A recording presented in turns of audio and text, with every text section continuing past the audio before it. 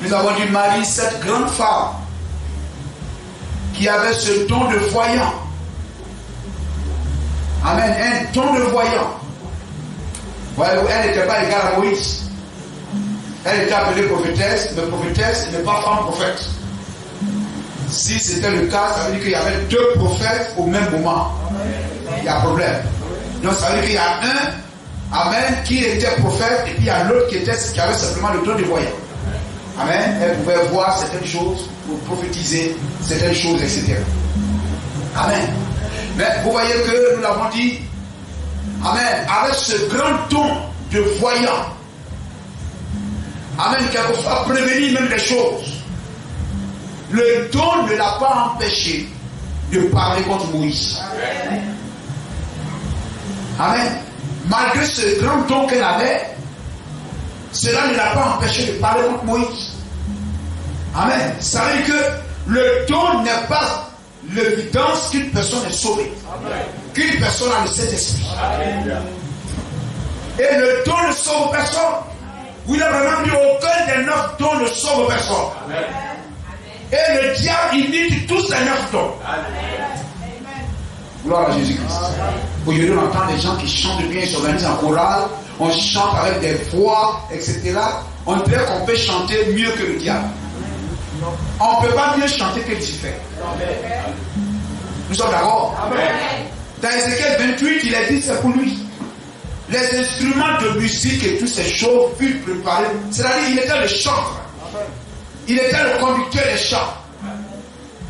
Tous les instruments de musique et toutes ces choses-là furent créés pour lui. Amen. Gloire au Seigneur. Ça veut dire qu'aujourd'hui, si vous voulez même faire des concours même de chant, l'équipe même de Satan va remporter même la victoire. Gloire au Seigneur. Béni soit le nom du Seigneur. Voyez, apparemment, dans la séduction, dans la voix, dans les choses, etc. Mais la vérité n'est pas là. Amen. C'est des belles voix qui s'exercent en dehors de la vérité. Mais l'enfant de Dieu, avec le peu qu'il a, il chante cela avec l'onction de Jésus-Christ. Le monde avec la belle voix chante pour plaire, chante pour séduire. Amen. Afin qu'on les applaudisse. C'est pourquoi oui, je ne suis pas d'accord. Ça c'est moi. Elle est Cora. William Branham n'a jamais fait ça. William Branham n'a jamais fait ça. Vous pouvez vous imaginer dans le Branham Tabernacle au jour du prophète, un groupe de personnes arrêtées là, et puis quelquefois. Même dans le message, aujourd'hui même, il y a des chorales, on chante et puis on ne sait même pas ce que les gens disent. Mais c'est très grave. C'est c'est la mélodie et l'agencement de l'harmonie musicale qu'on acclame et on applaudit. Oh, chanter doit prodiguer un message. On chante pour donner un message. Pour que les gens entendent qu'il y ait de repentance, qu'il y ait des pleurs, qu'il y ait des prières. On ne chante pas comme un concert et le peuple est un spectateur pour applaudir un groupe de frères qui chantent. Dieu n'est pas là. Hein? Vous comprenez ça? Excusez-moi. Pouvez vous imaginer le Branham Tabernacle? C'est le modèle lorsque le prophète était là. Pouvez vous imaginer le Branham Tabernacle avec un groupe de chorales de sœurs dans les doges et tout, en train de chanter des cantiques. Et puis vous voyez le chant, il se met devant et puis les sœurs en train de balancer les fesses là, balancer les fesses au Branham Tabernacle. Hein? Ça c'est pas Élie, c'est le serpent, parce que c'est la séduction. Là où l'esprit de serpent se tient, il y a la séduction. Amen. C'est-à-dire on chante dans le but de plaire et puis on va nous applaudir pour dire oh quelle belle chorale. Mais non, l'onction est où? On chante et puis les frères et les sœurs s'abaissent et puis on remet les fesses là, on casse. Pouvez-vous imaginer ça au Branham Tabernacle? Si ce n'est pas l'esprit méthodiste qui est rentré. Amen.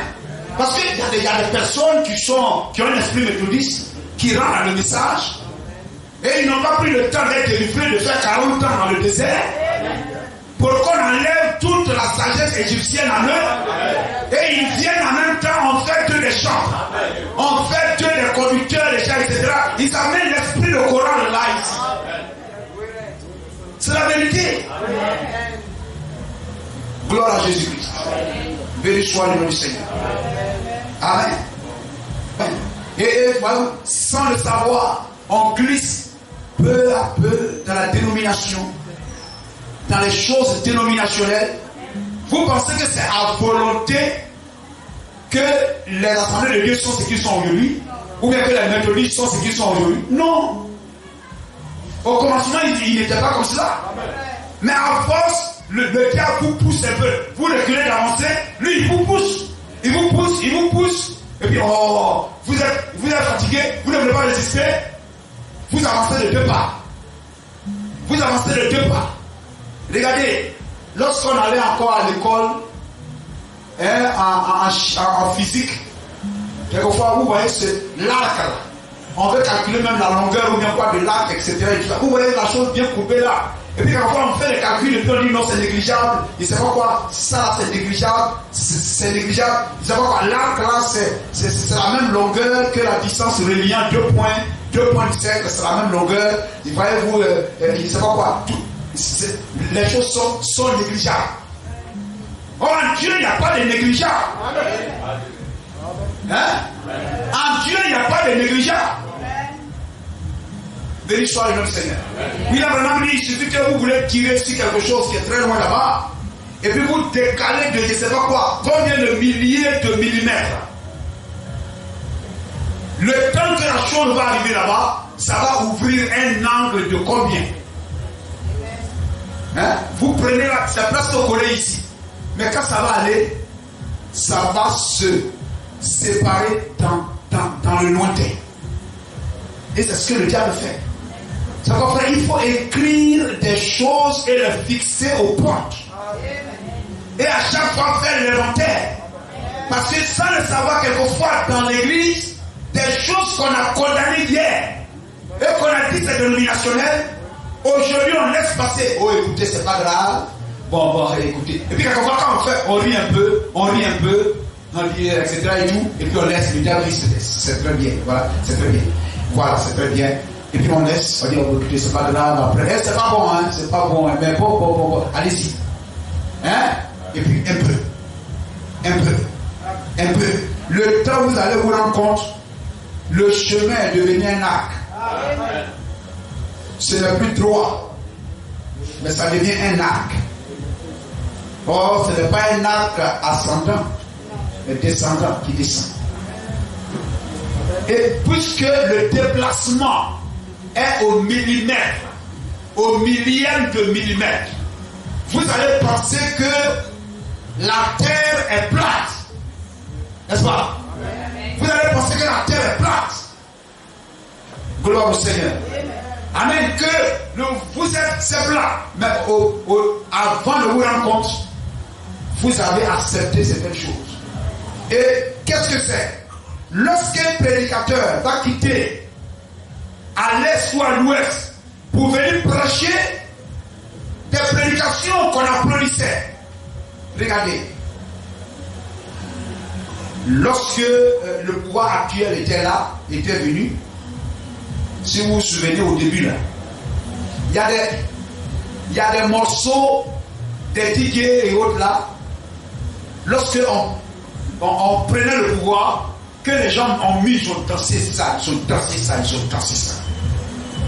Hein? Ils ne savent pas quoi, le pouvoir est doux. Ils ne savent pas quoi, vous vous souvenez? Hein? Le pouvoir est doux, etc. et tout ça. Vous vous souvenez? Aujourd'hui, si vous jouez ça, on va mettre la musique. Hein, frère? Aujourd'hui, si vous mettez ça dans votre coin quelque part, les mêmes qui ont mis ça pour danser avant, il y a plus de 10 ans, ils ont mis pour danser. Aujourd'hui, si vous mettez la même musique, on va dire toi, tu es contre le pouvoir. Vous comprenez ça? C'est la même chose qui arrive à l'église.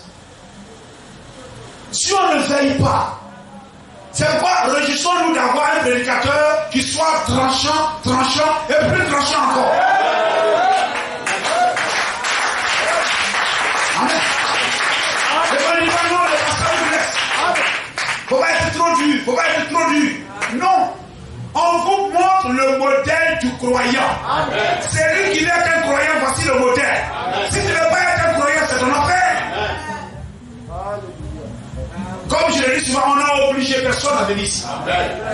Mais c'est parce que vous avez sondé et vous avez eu la révélation que c'est ici que vous devez venir. Donc l'esprit qui vous a conduit ici, obéissez à cet esprit. Cet esprit savait quel type de prédication on prêche ici. Et il t'a conduit ici. Il faut obéir à ça. Amen. Gloire au Seigneur. La même chose. Et puis demain, non, ça là, c'est comme ça. Un prédicateur qui est à l'Est, il va venir prêcher les mêmes prédications il y a 10 ans. On était heureux. Oui, ça, c'est la vérité, frère. C'est la vérité, prêche, c'est la vérité. Et puis dans 10 ans, quand on va venir prêcher la même prédication, on va dire toujours au prédicateur. C'est lui qui va venir nous dire ça, c'est lui qui va venir, etc. Et tout ça, c'est lui qui va venir, etc. Qu'est-ce qui s'est passé? On est devenu charnel. On a rétrogradé. Et au lieu de se mettre en genoux pour pleurer, on va parler contre le prédicateur. On veut amener l'Esprit de Dieu à se conformer à notre pouvoir. Ce n'est pas l'Esprit de Dieu qui nous suit, c'est nous qui le suivons. Ce n'est pas la colonne de feu qui suivait Israël, c'est Israël qui suivait la colonne de feu. Et là où il fait que tu passes. C'est le jour tu passes, la nuit tu passes. Le jour tu dors, tu te réveilles. La nuit tu dors, tu te réveilles.